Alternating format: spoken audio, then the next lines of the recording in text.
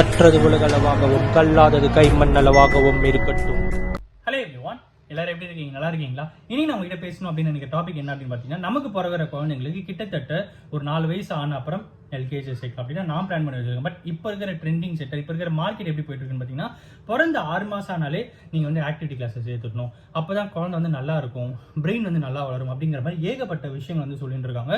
அது உண்மையாகவே ஒர்த்தா இல்லையா, அது பின்னாடி இருக்கிற விஷயங்கள் என்ன அப்படிங்கிற எல்லா விஷயங்களும் அவங்க கிளியராக பேசணும் அப்படின்னு நினைக்கிறேன். ஸோ ஃபர்ஸ்ட் விஷயம் என்ன அப்படின்னு பார்த்தீங்கன்னா, 6 மாத குழந்தைக்கு பிரெயின் ஸ்டிமுலேட் பண்ணுற, பிரெயின் வந்து ஆக்டிவேட் பண்ணுறோம், லெஃப்ட் பிரெயின் வந்து ஆக்டிவேட் பண்ணுறோம் அப்படின்னு சொல்லிட்டு பயங்கர ஆக்டிவிட்டி கிளாஸஸ் அப்படின்னு சொல்லிட்டு ஒரு பக்கம் வந்து போயிட்டு இருக்கு. ஸோ அது உண்மையாகவே தேவையான ஒரு விஷயம் அப்படின்னு கேட்டிங்கன்னா, வேர்ல்டு ஹெல்த் ஆர்கனைசேஷன்ஸ்லேருந்து என்ன வரைக்கும் நல்லா லாஸ்ட் ஓகேங்களா, ஸோ ஹூலேருந்து மீ வரைக்கும் சொல்கிற எல்லாரும் என்ன அப்படின்னு பார்த்தீங்கன்னா, ரொம்ப ரொம்ப தேவை இல்லாத ஒரு விஷயம் தான் அந்த மாதிரி விஷயங்கள் அப்படிங்கிறாங்க.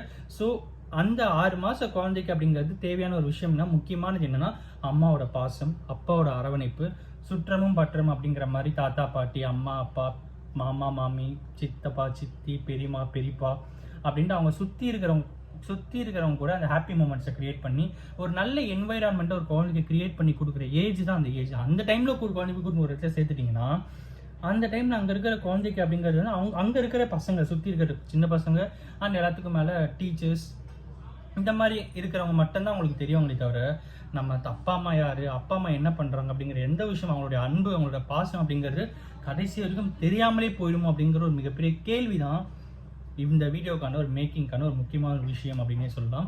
ஏன் கௌதம் அப்படின்னா, அப்துல் கலாம் அவர் வந்து 6 மாதத்துல எந்த க்ளோசிங் கிளாஸும் போகல அப்படின்னு நான் நினைக்கிறேன். அண்ட் பிக்கஸ்ட் ஜீனியஸஸ் ஐசக் நியூட்டன்லேருந்து, ஆல்பர்ட் ஐன்ஸ்டீன்லேருந்து, மேக்ஸ் ராமானுஜம் சார்லேருந்து, ஸோ யாருமே வந்து 6 மாதத்தில் இவ்வளோ பெரிய விஷயங்கள்லாம் பண்ணியிருப்பாங்களா? இதெல்லாம் பண்ணாதான் அந்த மாதிரிலாம் ஆக முடியுமான்னு கேட்டிங்கன்னா டெஃபினட்டாக கிடையாது. அந்த டைமில் நமக்கு தேவையானது அப்படிங்கிறது குழந்தைய நல்லா பார்த்துக்கணும் அப்படிங்கிறது தானே தவிர, குழந்தைய எடுத்து போய் ஒரு இடத்த சேர்த்து விடணும் அப்படிங்கிறது இல்லை அப்படிங்கிறது தான் என்னுடைய பாயிண்ட் ஆஃப் வியூ. அண்ட் எல்லாத்துக்கும் மேலே இன்னும் முக்கியமான விஷயங்கள் என்ன அப்படின்னு பார்த்தீங்கன்னா, ஒரு குழந்தைக்கு முக்கியமான தேவைகள் அது ஒரு பக்கம் இருந்தாலும், நம்மளுடைய ஆசைகளை, நம்மளுடைய விருப்பங்களை வந்து குழந்தைகிட்ட திணிக்கிறது அப்படிங்கிறது அப்போல்லாம் வந்து காலேஜ் படிக்கிற டைமில் தான் இருக்கும். ஸோ எனக்கு வந்து எம்பிபிஎஸ் ஆகணும்னு ஆசை இருந்தது, என்னால் ஆக முடியும், என் பையனை ஆக்கி காட்டுறேன், என் பொண்ணு ஆக்கி காட்டுறேன் அப்படின்னு சொன்னவங்களையும் என்னால் வந்து பார்க்க முடியும். நான் பார்த்துருக்கேன், என் ஃப்ரெண்ட்ஸ் சர்க்கிள்லேயே சில பேரண்ட்ஸ் அந்த மாதிரி இருந்திருக்காங்க.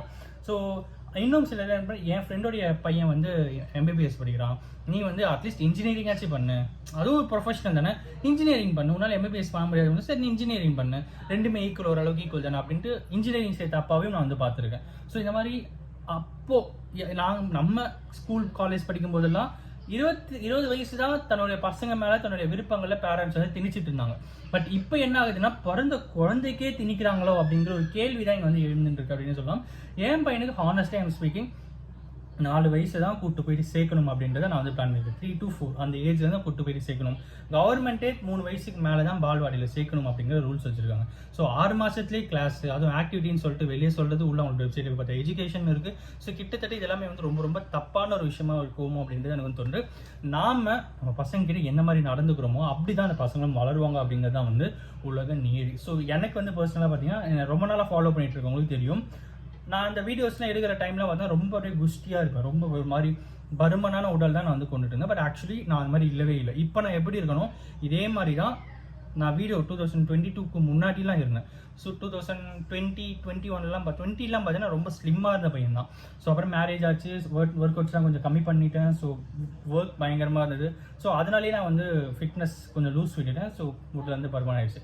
ஸோ அகைன் நான் ஃபிட் ஆகணும்னு சொல்லிட்டு 1.5 months to 2 months 17 kg குறைச்சி திருப்பியும் ஓரளவுக்கு ஃபிட்னஸ் கன்சர்ன் எடுத்துகிட்டு வந்திருக்கேன். இன்னைக்கு நான் அப்போது இந்த இயர் ஸ்டார்டிங்கில் நான் 5 kilometer வாக் பண்ணணும் அப்படின்னா வந்து ஐ டுக் ஹார்ட்லி 1 hour 10 minutes, 1 மணி நேரம்லேருந்து 1 மணி நேரம் 10 நிமிஷத்துல தான் 5 kilometer கம்ப்ளீட் பண்ணுவோம். பட் இன்னைக்கு நான் கம்ப்ளீட் பண்ணிட்டு வந்த டைமிங் என்ன அப்படின்னு பார்த்தீங்கன்னா, 38 minutes நான் வந்து கம்ப்ளீட் பண்ணிட்டு வந்தேன். 5 kilometers 38 minutes கம்ப்ளீட் பண்ணிட்டு வந்தேன்.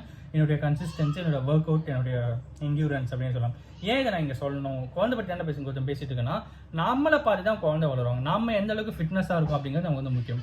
எல்லாத்துக்கும் மேலே சொத்து ஒரு பக்கம் சேர்த்து வைக்கலாம், எப்படி எல்லா விஷயம் மேலே சேர்த்தும். பட் உடலுடைய ஆரோக்கியம் அப்படிங்கிறது வந்து அவ்வளோ ஈஸியாக சேர்க்குற விஷயமே கிடையாது. காசு கொடுத்தா சேர்க்குற விஷயம் அப்படிங்கிறது உடலோட ஆரோக்கியம் இல்லவே இல்லை. அப்படி இருந்தால் இந்த உலகத்தில் பணக்காரங்க மட்டும்தான் வாழ்ந்துட்டு இருப்பாங்க, கரெக்டுங்களா? ஸோ உடலோட ஆரோக்கியம் அப்படிங்கிறது முழுக்க முழுக்க நம்மளுடைய செல்ஃப் டிசிப்ளினையும் ஒழுக்கத்தையும் தான் வரும். நம்ம முதல்ல ஒழுக்கமாக டிசிப்ளினாக இருந்தால் தான் நம்ம பசங்க நம்மளால ஒழுங்காக பார்த்து முடியும். நம்மளை பார்த்து நம்ம பசங்க வரும்போது ஆட்டோமேட்டிக்காக அவங்களும் ஹெல்த்தியான ஒரு என்வைரான்மெண்ட்டில் இருப்பாங்க. அந்த ஹெல்த்தியான என்வைரான்மெண்ட் நம்ம பசங்களுக்கு ஒரு நல்ல ஃபியூச்சரை கொடுக்கும் அப்படிங்கிற ஒரு விஷயம் தான் இந்த வீடியோ உங்களுக்கு நான் சொல்லணும் அப்படின்னு நினச்சேன். ஃபர்ஸ்ட் நாம ஃபிட்டாக இருக்க ட்ரை பண்ணோம். ஸோ அதுக்கப்புறம் நம்ம பசங்களை வந்து உடல் அளவிலும் சரி மனதளவிலும் சரி ஃபிட்னஸாக குழந்தைய வளர்ப்போம் அப்படிங்கிற ஒரு மிகப்பெரிய ஒரு விஷயத்தை இந்த வீடியோ சொல்லணும் அப்படின்னு நினச்சேன். இந்த வீடியோ என்ன ஒரு நாலேஜ் அதிகம் சொல்லி நான் நம்புறேன். Thank you so much.